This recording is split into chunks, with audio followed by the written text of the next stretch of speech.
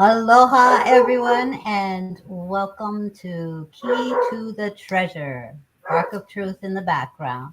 I'm Janeel Molokai Mystic, the author of Answering the Call Accidentally on Purpose. And I am here with my confidant. Nick with my angels. So, Nick shares the quote of the day. She chooses the picture. She surprises me on a daily basis. And today she picked an interesting one. It was a pretty long one, actually. And it is from my chapter called Dying for the Truth. And it is a sharing of my experience with my near death experience. Hello, Viv. How are you? Um, so, in this particular chapter, I go through, uh, well, with this particular quote, it was the moment that I saw myself on that emergency room table. And so it's interesting that you would share this particular quote because we were just discussing my NDE last night. Um, Exactly.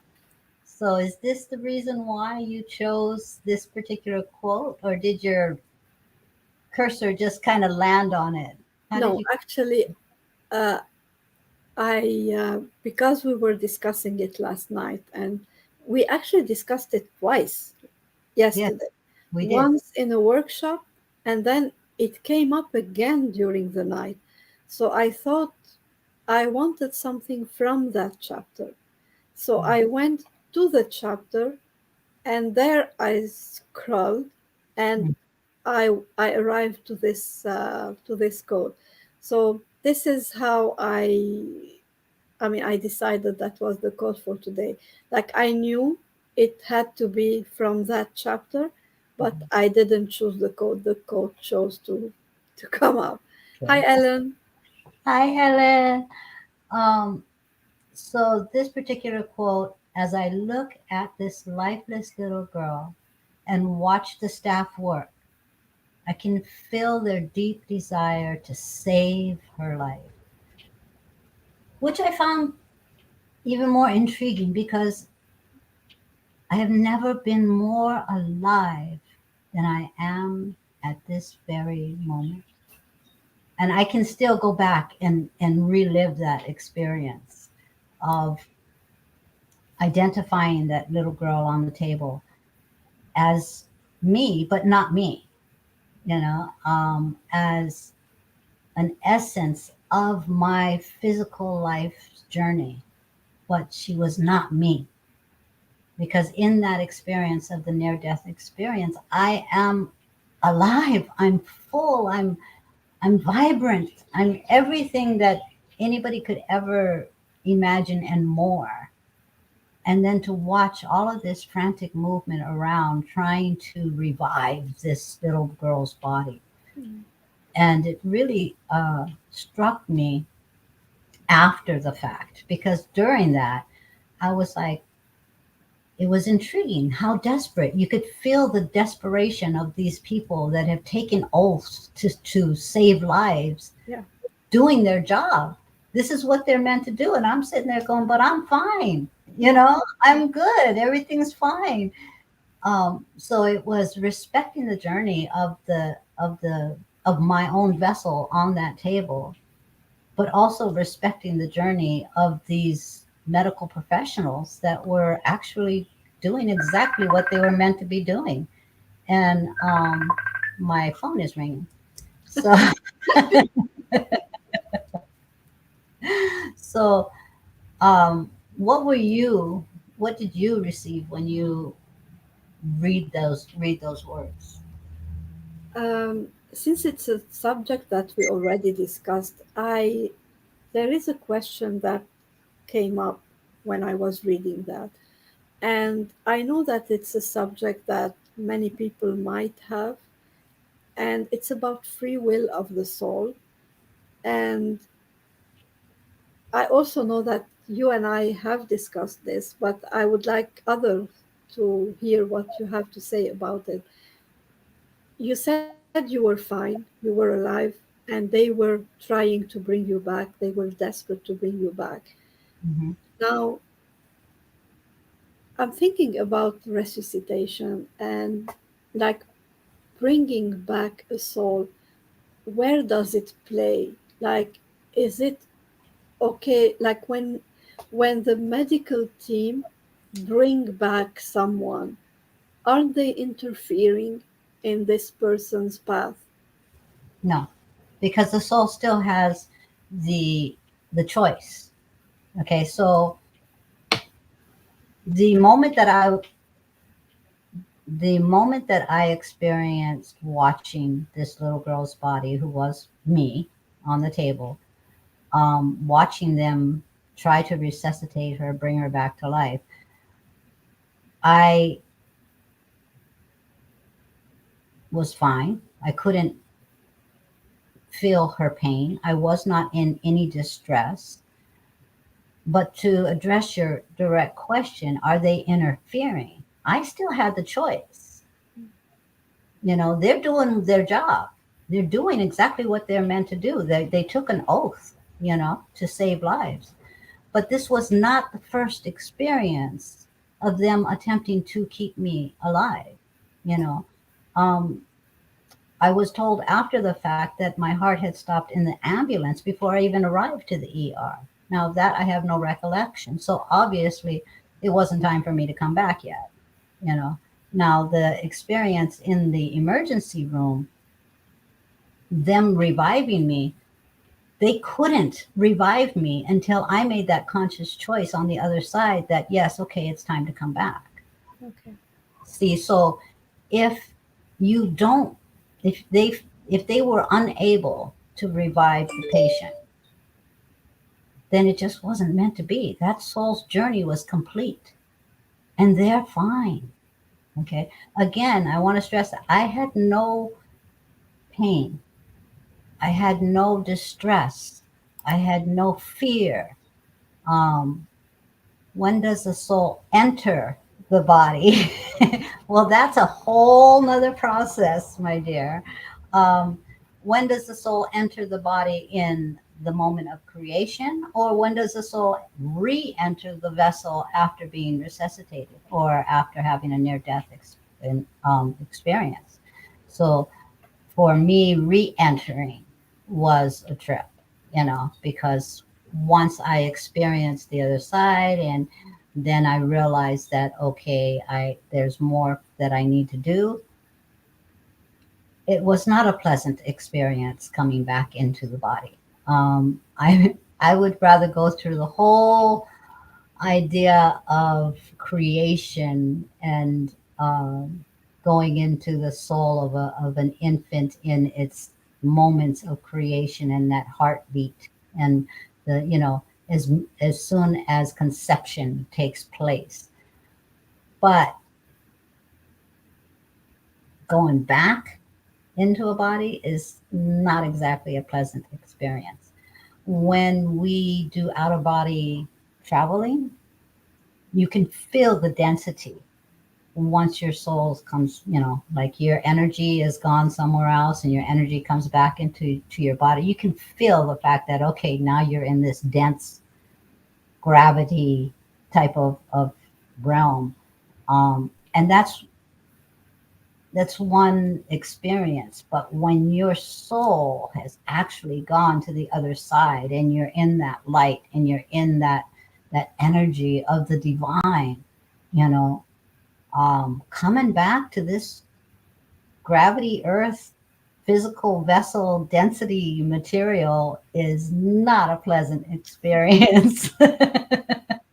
I just gotta say, it's true. It is so much easier to die than it is to live. You kind of answered my second question because my friend Pat, I know before she passed, she had said she made a statement and it was distributed to the doctor, to the hospital, to she even wanted it tattooed on her forehead. Do not resuscitate.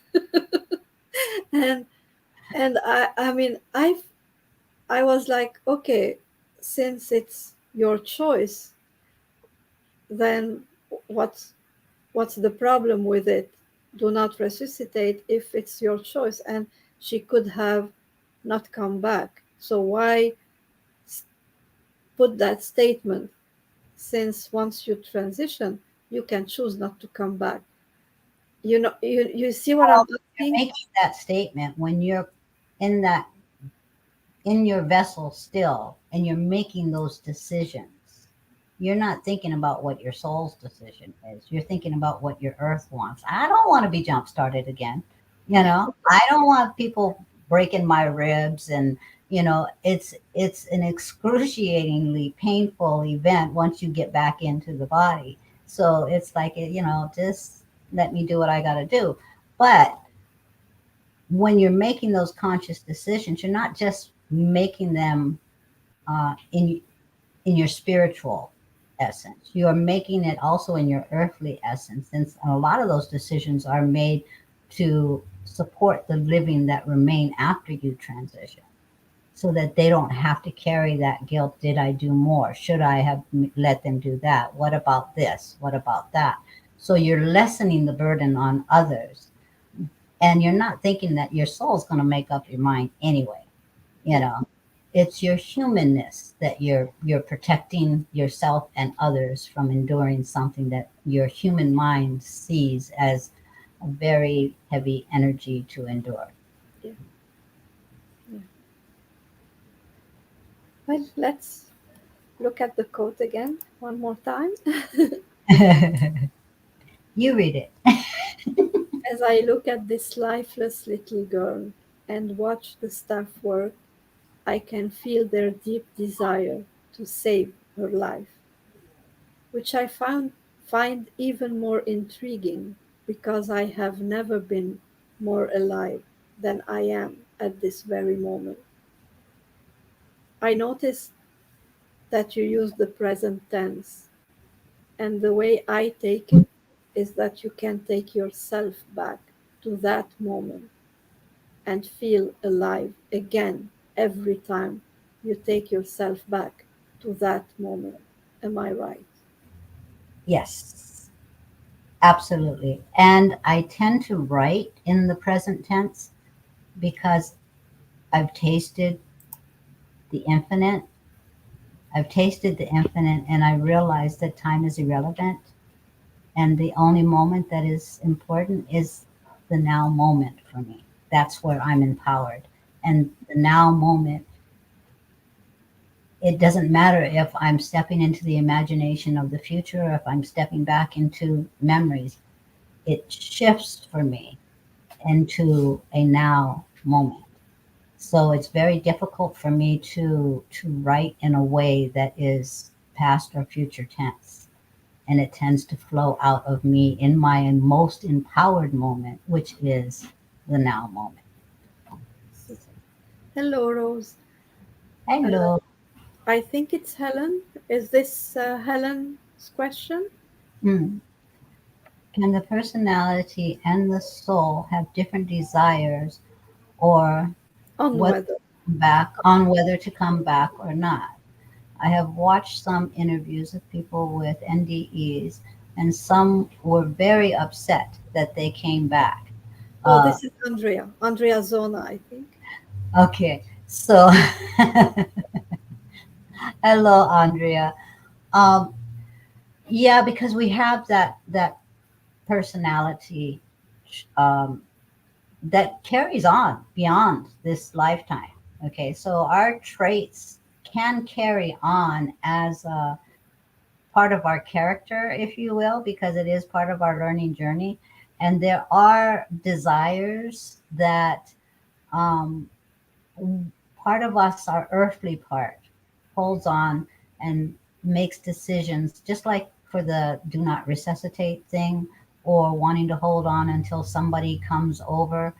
Um, Now, for me, once I went over there, my experience was so much my truth that when I did come back, even though on the other side, I made a conscious choice to say, yes, okay, I get it. I know that there's more that we need to do, you know. And but in the bed, okay, over there everything is clear and you totally get it, and you know you have a mission, and your heart is like, yes, I'm going to fulfill this mission. But once you get back into the body, you know, there is this, oh crap, what did I agree to now? You know, what just happened? And then I kind of went into, I'm a freaking heaven reject, you know? Um, but I knew in my soul that there is a bigger purpose. But in my humanness and in the pain that I'm now experiencing, because over there you forget, you don't feel anything. You don't think about the physical endurance that your body is going through. You know, you just saw your body flipping around from being jump started and stuff. And you're like, yeah, it looks like it hurts, but you don't feel it until you get back in. And then once you get back in, you're like, oh crap, you know, and you can feel that yearning, if you will. And this is something that you and I were talking about last night, is this is not as magnificent and beautiful as this experience was for me. It's not something I share often because it makes me homesick, because I know it. It's a part of me. And it's not time for me to go home yet. And so I do get homesick. Um, and that's something that I have to consciously choose to stay in this realm on a daily basis, because I know the other side, you know, and I yearn for it. I hunger for it. Um, so you might see that someone that has had an NDE is very upset when they came back. But most of the time, that is their conscious mind in an earth vessel. When you're on the other side, you have made that conscious decision to step back into that vessel.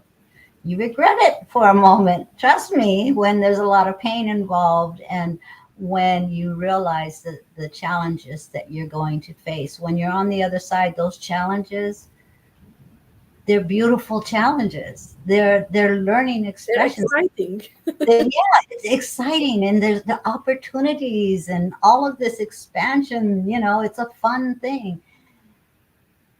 And then you get back into your human brain kicks in, and that's where sometimes people can feel upset, you know. But trust me, on a conscious soul level, they made the decision to come back. Very, very interesting subject. Like a really interesting subject. We can talk about it for hours and hours.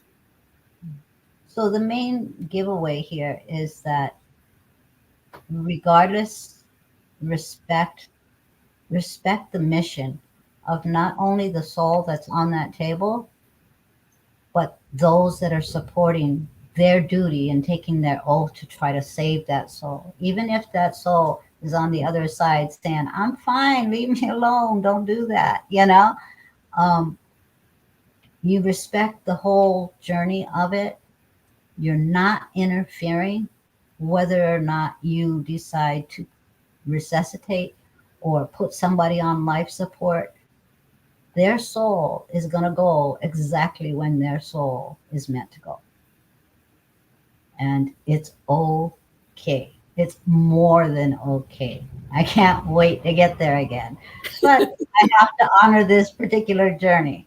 So that is your little key to your treasure today. And thank you, Nick, for sharing that quote, even though you know it's not one of those topics that I talk about. I realized I put a lot of stuff in this book that I don't normally talk about, that uh, but I was guided to share these topics, Yeah, and they're in the book. because people need to hear about them.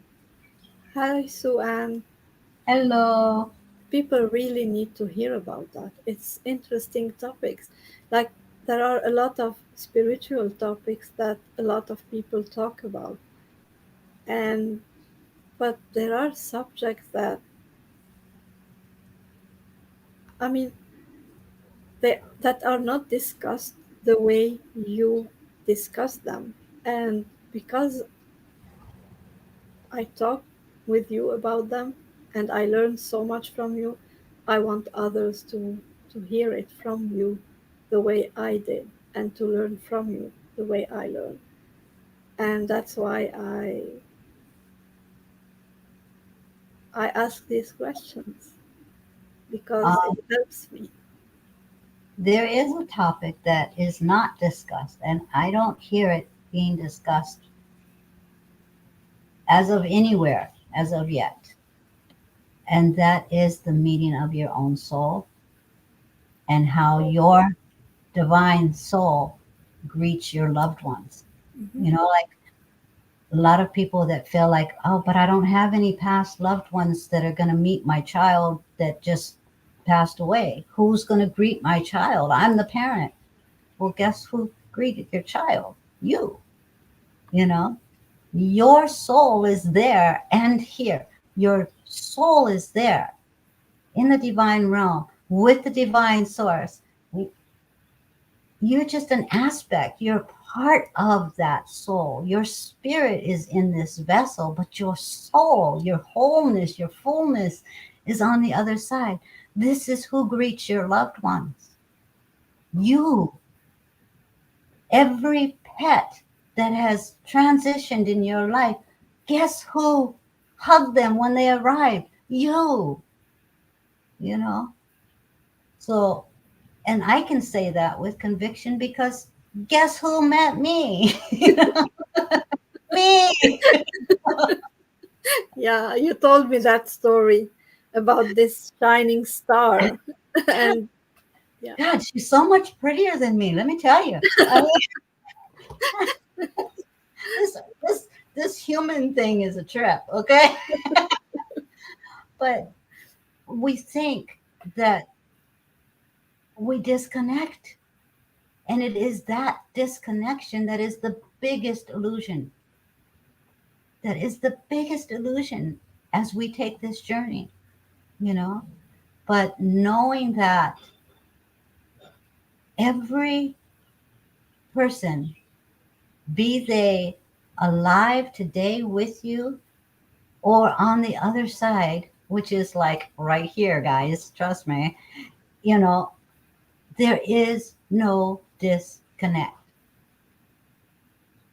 no separation. There's no separation. There is no separation. So if you ever wonder who met your loved one, go look in the mirror because you did. Thank you. Thank you. All right, guys, it is aloha from me. See you next time.